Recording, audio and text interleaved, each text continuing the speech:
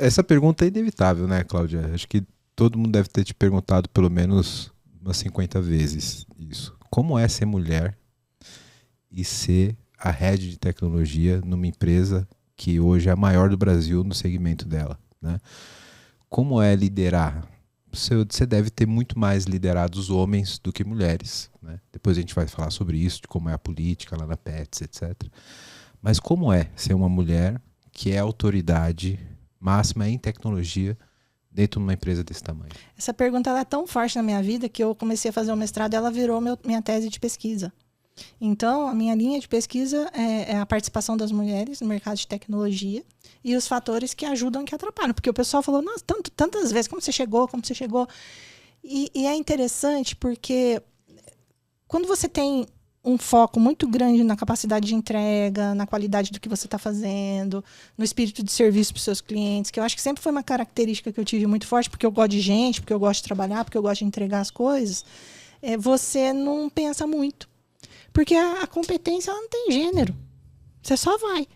E vai que nem trator. Só que Cara, que frase maravilhosa. A competência não tem gênero. E a verdade é essa. É o melhor de cada um que constrói a sociedade que a gente tem hoje. Por isso que a gente fala tanto de diversidade.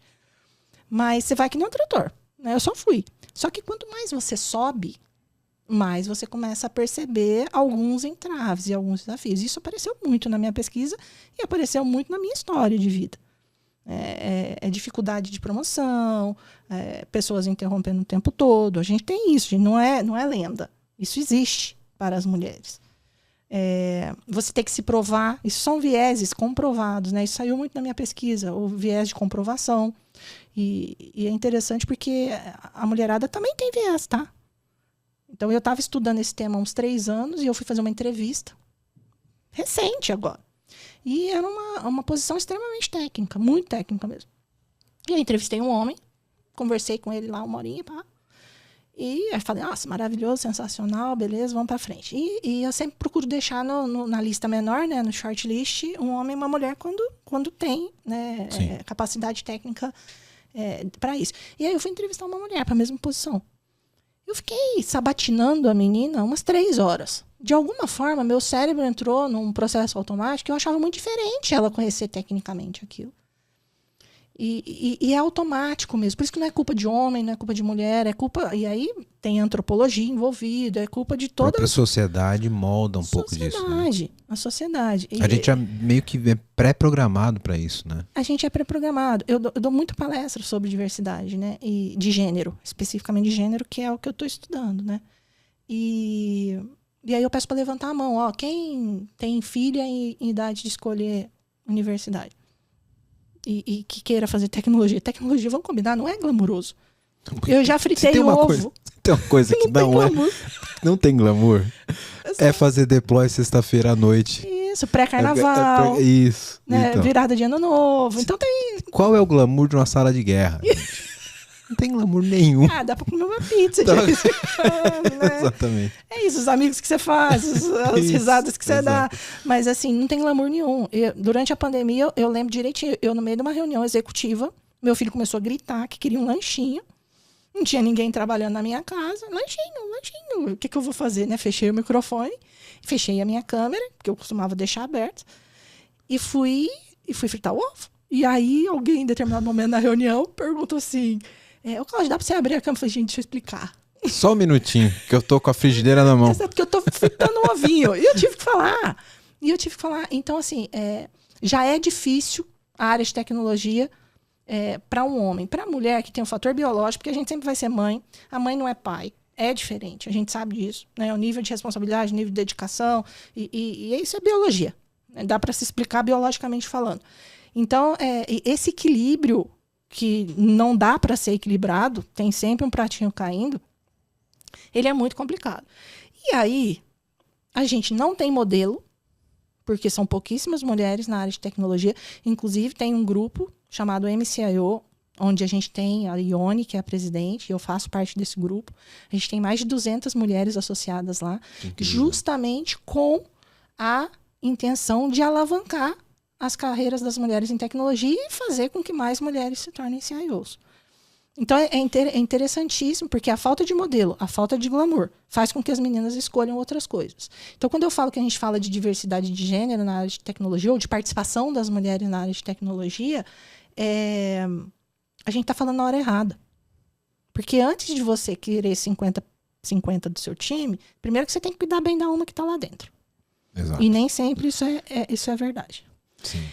E a outra coisa é, como você está criando seus filhos dentro de casa? Que tipo de valores você está passando para eles? É o valor da sabatina, que foi o valor que eu recebi, que a maioria da nossa geração recebeu? Ou é o valor de que realmente é o melhor de cada um que faz uma sociedade melhor? Que a diversidade traz boas coisas para nós. Sabe que desde o começo desse podcast, a gente está indo para 1 ano e meio mais ou menos de podcast, eu sempre tentei equalizar muito bem isso, de trazer mulheres para conversar, para servir de exemplo para outras, etc. O terceiro, acho que foi o segundo ou terceiro episódio desse podcast, foi um episódio chamado Das Minas de TI. Tá aqui o link, vou deixar aqui para recapitular. A gente ainda estava começando e tal, mas... Melhoria incremental, chamei. Isso, exatamente. Já passaram várias sprints, vários releases, e a gente está bem melhor agora, né? Mas e eu convidei a diretora do Mackenzie, atualmente, que foi onde eu me formei, né? Uma amiga minha que hoje também é gerente de arquitetura, né? Um abraço para Carol Bocuí. E uma pessoa que é a Dérica dos nossos patrocinadores, que também é de tecnologia. A gente falou muito sobre isso. E eu quis trazer o lado da universidade justamente por isso, Cláudia, porque a gente fica exigindo que, a gente devia ter mais mulheres na área de TI, etc. Mas a gente comentou nesse episódio que já não chegam matrículas na universidade. Elas já não se formam. 15%. 15% que chegam. E aí elas começam a cair pelo caminho. E os homens também caem. Talvez, cai. Todos nós. Eu não lembro da minha turma, formaram pouquíssimo. O meu curso de ciência da computação entraram 80 e se formaram 5. Nossa. Highlanders. Os sobreviventes. Tudo com os farrapas assim, no meio. Chegamos lá, né? Só que como é que você vai formar mulheres para o mundo de tecnologia e contratar mulheres para o mundo de tecnologia se elas já não se formam? Então, é o que você falou, tem um viés aqui que as mulheres são meio que programadas a não procurarem as exatas de forma geral. Te contar lá em casa. Te contar um exemplo da minha casa. Eu tenho 2 filhos meninos, eu não sei fazer menina, tá? Só fiz homem. Então eu tenho um de 21, que foi o que eu te falei, que já tá na área de tecnologia, eu tenho um de 11. E eu sou super pragmática, super agitada, tá? Esse jeito que você tá me vendo aqui. E eu tenho uma vizinha que ela é toda riponga, toda zen. Good vibes. Good vibes, né? E ela eu chego falando na velocidade 2 com ela acha um absurdo eu colocar o WhatsApp na velocidade 2, eu só não coloco 3 porque não tem. Se você tivesse a meio, ela colocaria pra ouvir. Exato, tudo aquela coisa e tal. E ela tem 2 meninas. E ela tem uma menina da idade do meu filho. E aí, meu filho nasceu com o tablet na mão. Assim, a gente tenta evitar e tal, fala que não vai dar macarrão instantâneo, mas nasceu com o tablet na mão, com todas essas coisas. Porque a gente trabalha fora, a gente não é mãe perfeita. E aí foi muito interessante que eu fui na casa dela. E aí, na hora que eu cheguei na casa dela, parede da casa dela cheia de pinturas, assim, de cima e embaixo. Pintura de aquarela, coisa mais linda. E aí eu parei. Sabe aquele momento, nossa, tô fazendo errado, sabe? Eu parei e falei assim, que dia que eu coloquei um pincel na mão do meu filho para ele fazer uma pintura que não fosse obrigação de dever escolar. Então, será que a gente... isso apareceu muito na minha pesquisa, mas muito. Será que a gente impulsiona as nossas qualidades e as nossas características intelectuais de maneira igual dentro da nossa casa? Certamente não. Saiu na minha pesquisa, por exemplo, que tem menina da família que fala, se você estiver mexendo no computador, ela comenta, a tia comenta, vai mandar um e-mail. Se for um menino, vai codar. Isso, Então, é lá atrás a história. Isso. Então, assim, a gente precisa realmente mostrar as trilhas da carreira de tecnologia, porque hoje a carreira de tecnologia é muito diferente das latas que a gente tinha no passado. Ou a gente carregava gabinete ou codava antigamente. Exato. Agora você nem nos dois é fácil. Agora a gente tem muitas outras variedades.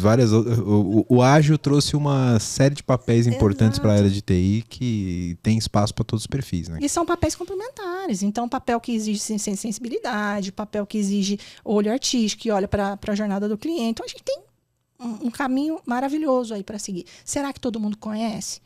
E será que a gente está olhando no lugar certo? Só que não adianta a gente esperar de mão aberta lá que vai cair alguma mulher, sendo que dentro da nossa casa a gente está colocando o tablet na mão do menino e a pincel na mão da menina. Verdade. Então fica aqui para a gente pensar. Como estamos criando nossas crianças? Fica a reflexão. Fica a reflexão. Depois você me passa o link desse grupo, que eu vou deixar aqui na descrição do episódio. Passo. Você, mulher que está ouvindo esse episódio, se identificou, entre em contato, acha a Cláudia no LinkedIn aqui, você vai ser super bem recebida. Beleza? Isso mesmo, pode procurar. Tem também 2 livros que contam histórias de mulheres em tecnologia. Eu participei dos 2 o ano passado. Um é TI de Salto. Então já está indo para TI de Salto, tem Scarpan e tal. Não vou mostrar aqui porque o meu está debaixo da mesa, mas a gente sim vai trabalhar de Scarpan, sim, vai de vestidinho, porque eu acho que você tem que manter a tua essência, seja ela qual for. Então o nome é TI de Salto e o segundo é Mulheres na Tecnologia. Então tem várias histórias inspiradoras lá. Hoje eu estava conversando com um CIO e ele falou que tem uma filha de 12 anos que quer seguir a área de tecnologia, mas que ela não encontra modelos. Então, é muito importante a gente conhecer para poder passar quais são esses modelos e como que a gente pode aí evoluir. Sem dúvida. Está aqui um modelo perfeito para você se espelhar, você que está ouvindo a gente. Existem mulheres competentíssimas. Super competentes. E super competentes no mercado de tecnologia. É isso.